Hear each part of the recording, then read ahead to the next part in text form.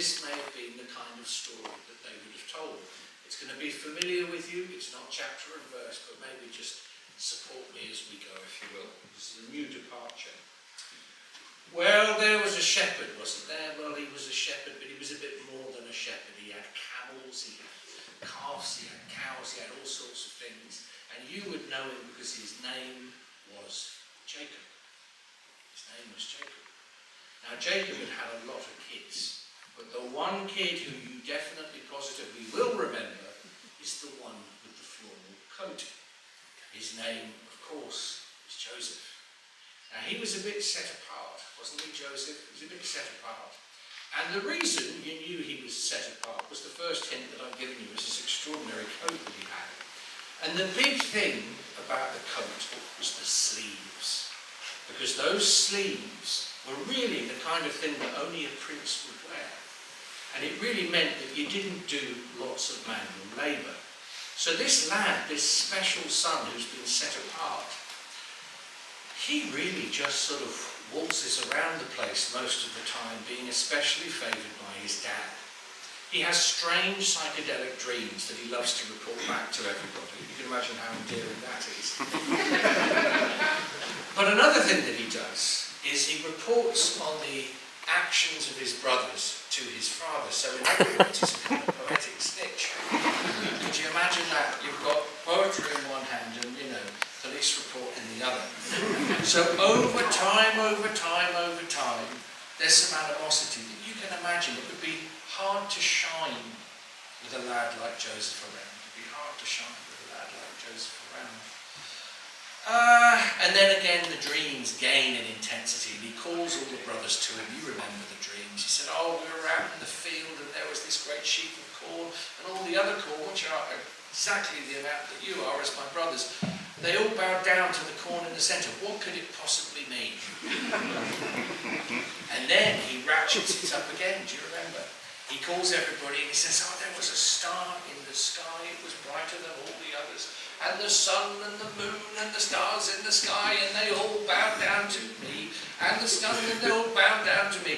Now, by and large, his father has run his fan club for 17 years, but even he can't bear this. Even he can't bear it. He says, you're bringing in me and your mother at this point. We all know who the sun and the moon are. Go with God, go. It just happens, as you will recall, that the lads who are actually out there all day doing the work, doing all the manual labour, they go about 50 miles down the road. And I can't recall at this moment, as I stand in front of you, why it was that a little bit of time passed. But Jacob said to his dad, and if you know the backstory of Jacob, he should know better than to have favouritism. Which really plays out Jacob and Esau. He says, go and tell me what your brothers are up to. Jog on. As it says nowhere in the Bible. Special updated version. So he travels, it takes him a couple of days, and sure enough he comes to his brothers.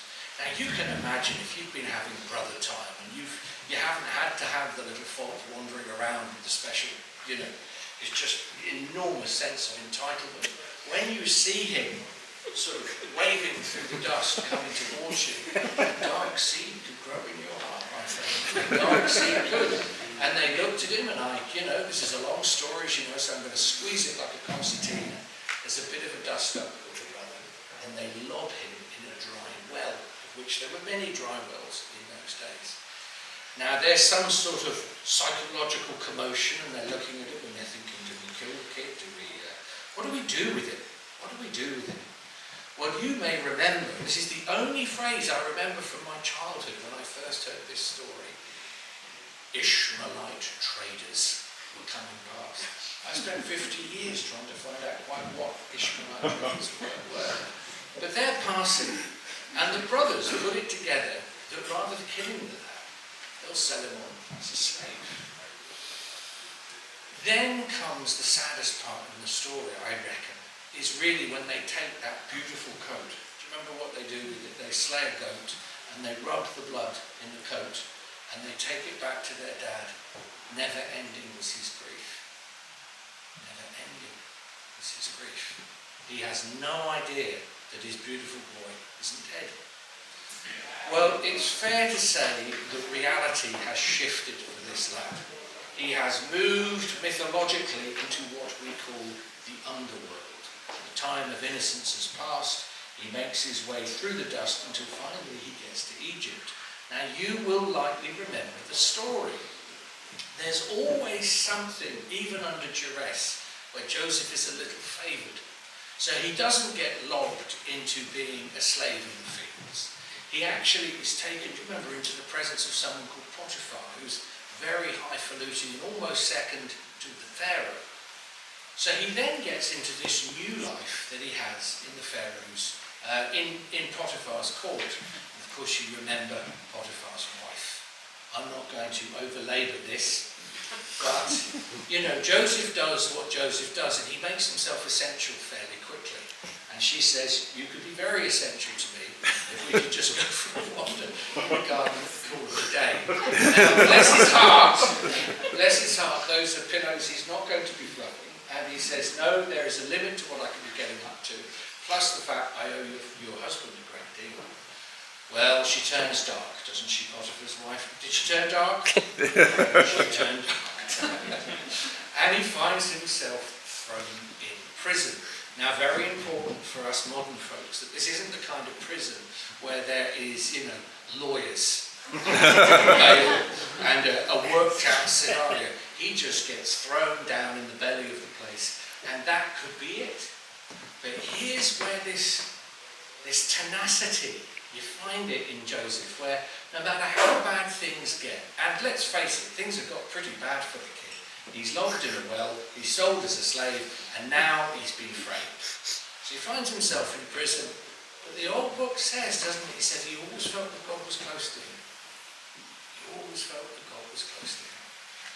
And when you're around somebody who feels that God is close to them, I mean, they can be unbearable.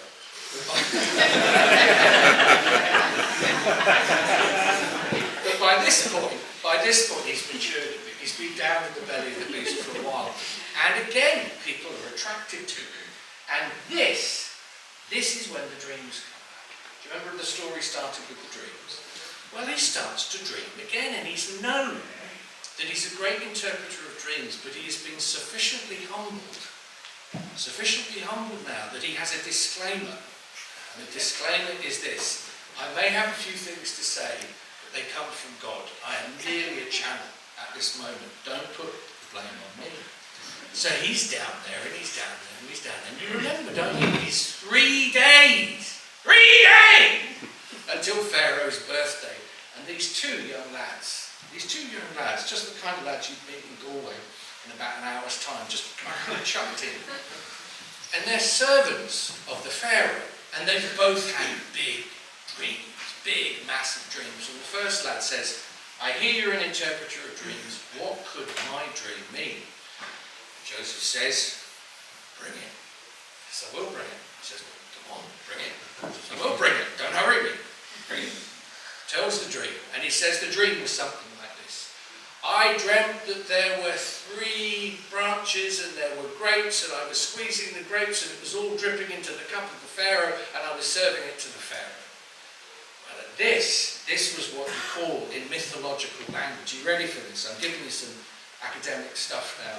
This is called a no-brainer. That dream is a no-brainer. You indeed are going to be out. In fact, it's 3 days. It'll be 3 days till Pharaoh's birthday. That's when he tends to let people out of prison because he's feeling all bubbly.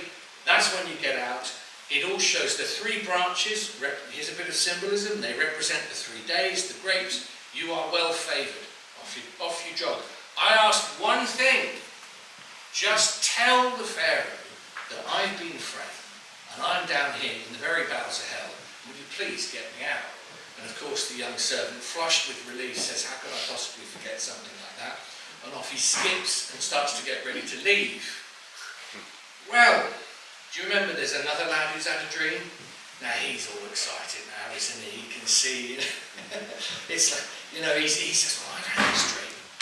Now this is when biblical translations are not always that great.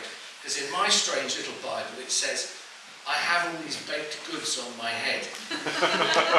That's not the sexiest translation I've ever heard. Not even croissant. Not even pain au chocolat. Just, I had these baked goods on my head. In fact, there were 3 piles of baked goods. And these birds flew down, probably Elijah-esque birds, you know, kind of birds of the sky, carrying birds. They pulled them in all these different directions. Do you think my dream is a good one? Go on, give me the thumbs up, give me the... And he says, no, it's not a good dream. It's a very bad dream. It's a very bad dream at all, because I'm afraid you're not going to live through this experience. You will be pulled out of jail, but you will be executed, you will be hung, or dismembered in some fashion. But don't be angry with me, I'm just God's messenger. Bye. You recall the story, of course, that when the first lad got out, he was so caught in the helium of the court, he forgot everything. He forgot absolutely everything. And years passed. Well, I often wonder what God was up to in this exact moment. Why Joseph had to just stay down there for that long. But sure enough, he's down there in the belly of things. And now, it's Pharaoh's time to dream, isn't it? Remember the dreams of Pharaoh's. Now, Pharaoh has this kind of witchy entourage by this point. All the great sorcerers of history in my imagination are gathered around him, all the occultists and the smoke and mirrors. There's a chap in my mind called Alistair Crowley. He's come to there's tarot cards flashing here and there. It's not a healthy environment for young people. But nobody can answer the dreams. And the dreams are this, as you remember, I'll give you a minute, truncated form. There was a dream that there were 7 gorgeous, fat, well-fed cattle sloshing. I don't know how cattle slosh. Making their way up from the Nile. And then out behind them came these 7 stringy little beasties that ate up the 7 fat, affluent cattle. So that's the first dream. And then you remember the second dream, don't you, when there was all the healthy corn but gobbled up by the very unhealthy corn. 7 sheaves, and again gobbled up. And he says, will somebody rid me of the nightmare of this dream? What do the things mean? And it was then and only then, of course, that the wine server, I caramba, the solution has been under the ground in the underworld, stewing all this time.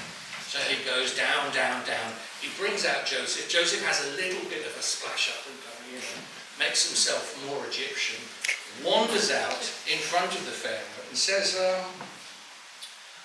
you know, the dream, the interpretation will come from God. Give me the dream. He gives him the dream that I've given to you. He chews on it, he ponders it, he cogitates, he turns it round in the brick blood of his brain, and he says it's very simple. You are about to hit the good times. Good times. And you know you've hit the good times, because after the good times, there's the bad times. And the bad times are coming. You're going to get 7 years of plenty, and then you're going to get 7 years that are absolutely, positively diabolical. So what you have to do is take your foot off the gas in the years of, you know, the years of prosperity. Build big barns, fill them with grain, fill them with food, fill them with good stuff. Keep everybody going. And that means when it is deadly and everyone is starving, you will be able to open up all the secret plunder that you've been building this whole time. But don't just lose it when the good times come. Pharaoh hears this. And this is just coming from a kid. You know, 2 minutes ago he was in jail. And the lad says, well, that's all I've got. That's what God told me. And I don't know about you, but sometimes when truth arrives, you know. You just know. And the Pharaoh knew. He said, you're telling me the truth. All these, you know, this whole thing here, this, you know, this Rolling Thunder Review could leave. But you're staying. Not only are you going to stay, I'm going to raise you in rank. You are absolutely, positively not going back down into the belly of the beast. You are going to come out and you're going to help me run the country. From now on, you're number 2. I mean, this is what you call a story that has accelerated fast. You will be number 2. This is your job. You've just survived the audition. This is your new life. And so, as you remember, the 7 years of affluence come, but all the time he doesn't lose his stirrups. All the time it turns out Joseph is good with the little lists, so your name's not on the list, you're not coming in, and he keeps counting, and it means when the hard times come, everybody gets fed. Now you will recall, we're almost at the end of the story, you will recall that famine wasn't just in Egypt, it moved out right back into the confines of his original family. God, this is interesting. This is reminding me of the story I told you earlier on about, do you remember when you have to go home to face the theme? It's like St. Goblet. It's how stories wind themselves up. This is why we tell stories, to understand things as we're saying them. So, the brothers who left him for dead 20 years ago or more turn up at court to petition for food to keep their family and old Jacob alive.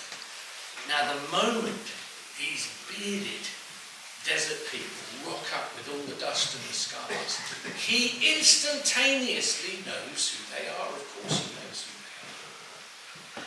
But they don't know him. He's more Egyptian than Egyptian at this point. He is absolutely svelte and organised and brilliant. Now, you may recall that he doesn't give the game away straight away, does he? He doesn't. He puts them through all sorts of strange little tests and pushes and pulls that would be too long for me to tell now. But over time, finally, when the moment is right, he reveals to them who he actually is. He is the abandoned brother. He is the brother of the dreaming. He is the brother that actually went to the underworld and returned.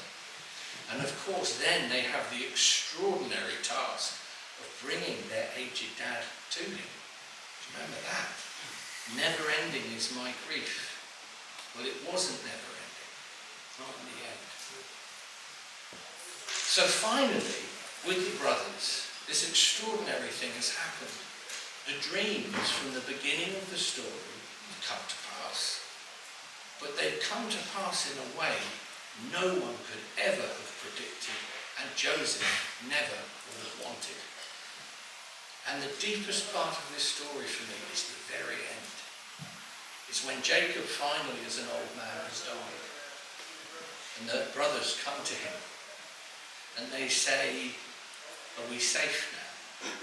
Because we know what we did to you. Are we safe? And he looks at them and he says, though you intended something evil, God intended something. Though you intended something evil, God intended something good. When I look at the world at the moment, I can't make much sense of it, to be honest. I can't make much sense. And my only prayer is in all the wickedness and the evil that is swirling around this world, somehow to lean to the good, to pay attention to the good, is that why we're gathered here today, where God and culture do meet, and something genuinely wonderful and sustaining comes from it. Although you intended something evil, God intended something good. So that is my story that I bring you tonight. I'm not sure who needed to hear it, maybe me, but somebody did. It's been a delight to be here with you. Lots of love. Thank you.